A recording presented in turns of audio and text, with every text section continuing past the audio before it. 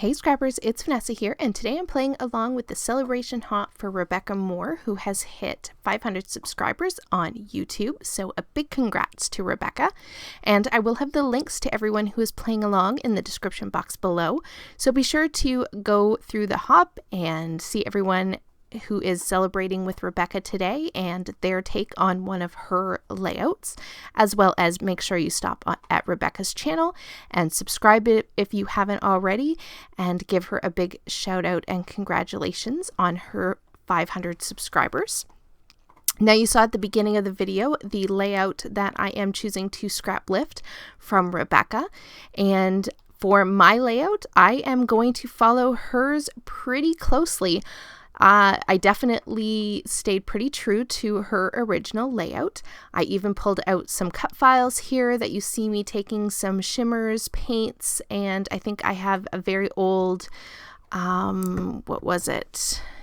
Mr. Huey's, I think, in leaf, that as well as some distress oxide color that I mixed together for the greens. And I'm just going to paint these cut files. Now, these cut files, I can't remember if they came from the Silhouette store or if they might have been from Paper Issues. They're free cut files. These were old ones that I just had sitting around in my already pre-cut stash of cut files. And I needed, when I saw her layout, or Rebecca's layout, I loved the florals that she had in hers. And so rather than go and cut new ones, I went to my pre-cut, just kind of waiting for me to use cut files, and found these ones and decided to go ahead and use them in the same kind of layout that Rebecca had that I'm going to scrap lift today. So I'm just doing what she did, which is basically coloring these white cut files so that I add a bit of color, because I'm not going to back them. I'm just painting them up with a little bit of this shimmers and these two greens that I combined together. This doesn't have to be super perfect or super precise. I'm really just coloring them in, doing not even any shading. The colors, because I'm using more than one shade of pink and more than one shade of green, I get a little bit of variation in color anyway. And I just put like a simple layer of, color down on those cut files. They didn't have to be perfect. And those are what I'm going to use for my page. So I set those off to the side to dry, and now I just have a piece of white cardstock. And I did not gesso this paper. I was short on time, and so I didn't want to take the time to gesso and wait for that whole process to dry. And so I just took my acrylic block and those same two pink colors that I used to color the florals, and I basically just spread on some of that color in the background. It seeped in pretty quickly to that background paper because obviously it's not gessoed, but that's okay. I just wanted to have the color in the background like Rebecca had in her layout, and so that was perfect just to add that little bit of mixed media background. Now, once I have that done, I am going to put that off to the side to dry, since it does take just a few minutes. It really didn't get super wet, so I didn't have to worry about too much warping. It did a little bit, but nowhere near what it would have been if I had added lots of water. Now, next, I am pulling out my scallop punch, and I went ahead and punched that polka dot, pink and white polka dot paper, just giving that a scalloped edge, and that's going to mirror the scalloped edge that Rebecca had in her layout. And I'm also going to cut a piece of this pattern paper. This is from a Paige Evans collection. Can't remember which one, probably Bloom Street, I think. And I'm going to cut a strip of this as well, and that's going to kind of define those pattern papers on my background here once I get this Maggie Holmes piece of pattern paper here with that bokeh effect, which was from one of her very old collections. I'm going to cut this sort of where most of the pink is sort of bokeh in the print. I cut that piece out of that 12 by 12, and I'm going to use that down the left side, just like Rebecca had on her layout.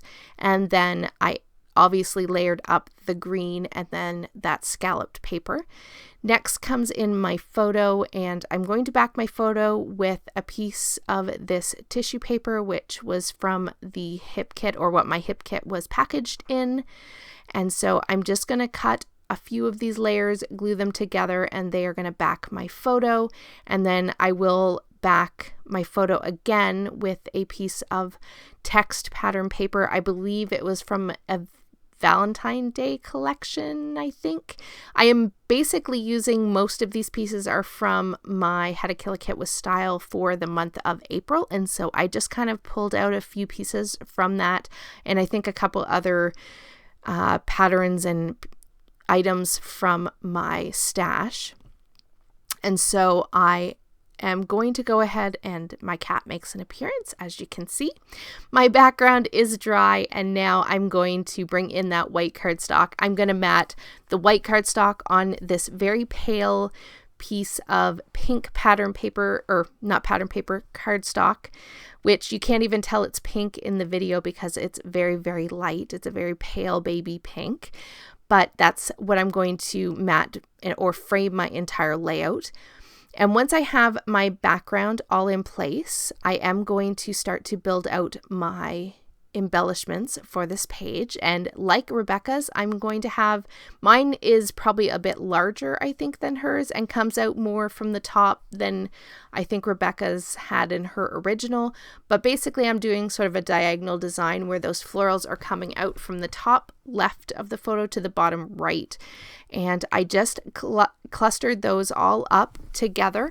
And then I pulled out these florals that I had stamped and used my alcohol ink markers to color. And so I had those in my How to Kill a Kit with Style, and so I pulled those out because the colors worked perfectly with what I was going for this layout. And so I did go ahead and mix those in amongst my cut files. Next, I just added my title, which is just simply Summer Blooms, which is basically what the picture is. It's just some florals that I took when we were on a walk. And so I just went ahead and put my title there at the top and bottom of the photo. Next is just the finishing touches with a few little puffy floral stickers. I have a couple other tiny floral stickers here, or tiny puffy stickers, that I'm going to pull in. And then I think I pull from this Paige Evans sticker book a couple of phrases that I put down here at the bottom, and then that one butterfly at the top.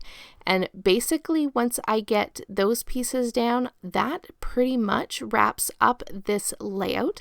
So like I said, big congrats to Rebecca, and I will have the links below to everyone who is playing along and celebrating with Rebecca. So be sure to go ahead and check all of those videos out. And so with that, guys, the still photos will be coming up here in just a sec, and I will catch you on the next one.